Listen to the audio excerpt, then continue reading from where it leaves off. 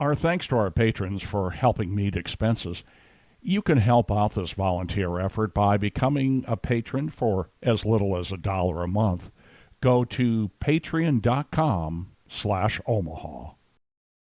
Welcome to the North Omaha History Podcast with noted author and historian Adam Fletcher Sassy. Each week, Adam takes you on a guided tour through Omaha's dynamic past. DJ Grey Ghost, Papa Gator, and the Rock Jock were among the many different DJs that made North Omaha's KOWH one of the greatest radio stations in the city of Omaha's history. But it didn't come easy. KOWH was the first African-American owned and operated radio station in Omaha for African-Americans to listen to. And some of the pain was understood from the very get-go, and some of the pain didn't come known until a long time later. Why, it was one of the owners, Bob Gibson, the athletic great from Omaha, from North Omaha, who wrote that, "I don't think I understood the full meaning of the word bigotry until I tried selling advertising time for KOWH." His evidence was personal, and he said that almost none of the established businesses would buy for us, and they searched hard for reasons not to. So you get a sense from the outset of how hard it was to run KOWH in the predominantly white city of Omaha, Nebraska, for more than a decade. But in the aftermath of the 1960s riots, North Omaha needed something different, and it went all the way back to 1922.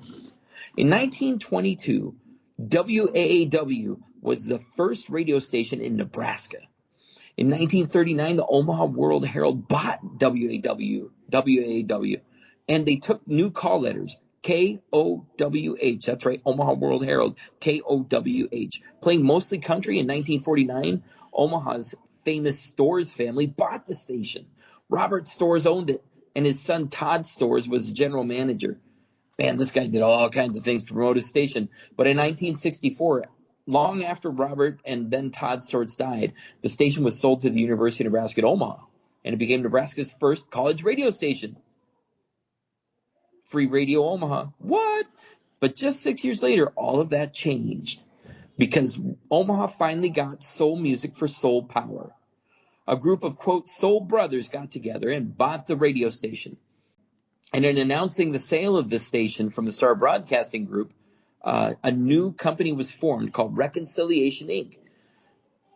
in order to buy KOWH. It was one of the few black-owned radio companies in all of the United States, and its owners were illustrious. Dr. Rodney Webb, North Omaha's hero for many decades, put together the plan and the team to buy the radio station.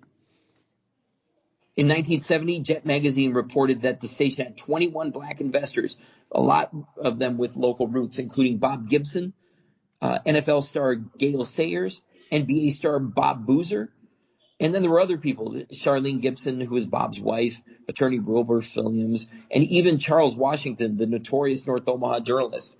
All of them were involved in putting together the plan to buy this station. All of them were involved in running it, and it was a powerful group. The station played jazz, R&B, and soul music and reportedly reached 70,000 African Americans in Omaha. It was a powerful play, showing its ties with real-time community leaders, too. Charles Washington was integral to running the whole thing. His role in the community was undeniable by that point, and his influence in the station was obvious. So the first black radio station in Omaha featured, quote, soul brother disc jockeys, Harold Dennis, Richard Bryant, Irvin McSwain, and Buddy King from the outset. They were bought with support from the United Methodist Community Center. It was called Wesley House, and Rodney Weed was the leader of that organization. He got money from the Ford Foundation, which underwrote the station for several years, and the ownership team kept chipping in money to keep it afloat. So they had strong investors and important early backing, and it seemed well positioned for success. However, even though it looked like a business, the radio station actually ran mostly like a community service. It had all kinds of different fun stuff going on and interesting people. They tried really hard. The first station manager was brought into Omaha from South Carolina. His name was Robert Nichols. And a Minnesota record producer named Jack Harris came down to the city from Minneapolis to join in 1970. So it was a really, really interesting attempt to run this soul station, really have that heart of what was going on. You know, Jack Harris, he ran a label in Minneapolis called Black and Proud Records. And it was his leadership that actually was a boon to KOWH. You know, few people of color worked anywhere inside of Omaha's mainstream media. And Jack was able to attract black people to come work for the radio station to really prove its commitment to being a soul station. The first broadcast of the station was in 1970, and it was a 60-minute remote show that was live from a record store called the Psychedelic Shack at 24th and Ames. There was a big traffic jam, and they closed the streets, and all kinds of cool things happened with that. Other on-air personalities at KOWH in the 70s included Don Davis, Irvin McSwain, like I'd mentioned, Buddy King, Herman Pearson, Ed Mims. Now, there was a DJ called the Magnificent One.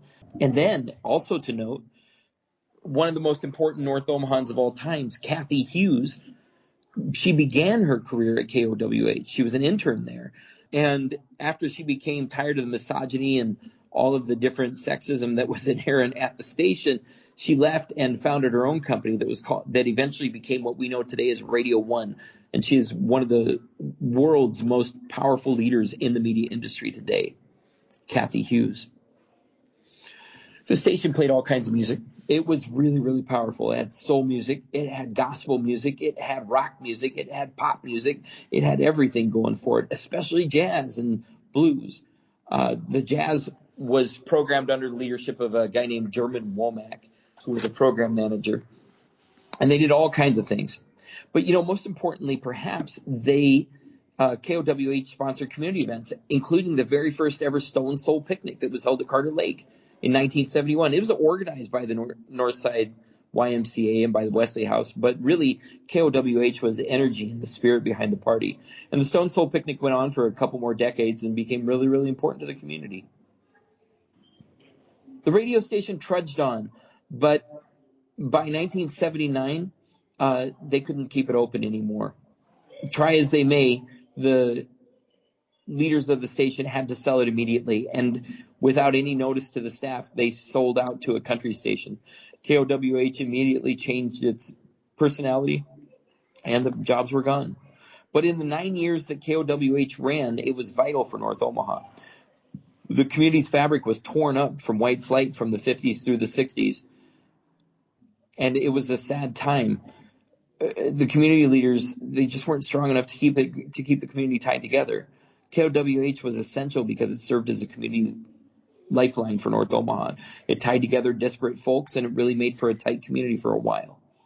Today, there's no memorial plaque, Steve. There's no tour or event to commemorate the life of Omaha's first black radio station, but the spirit lives on in other black-led media that's still happening throughout the city. And I'd encourage everybody to check that out, as well as my article on NorthOmahaHistory.com. Take a look at KOWH and the history of KOWH in North Omaha.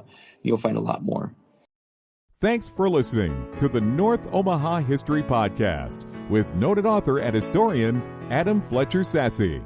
Join us next week as Adam takes you on another guided tour through Omaha's dynamic past.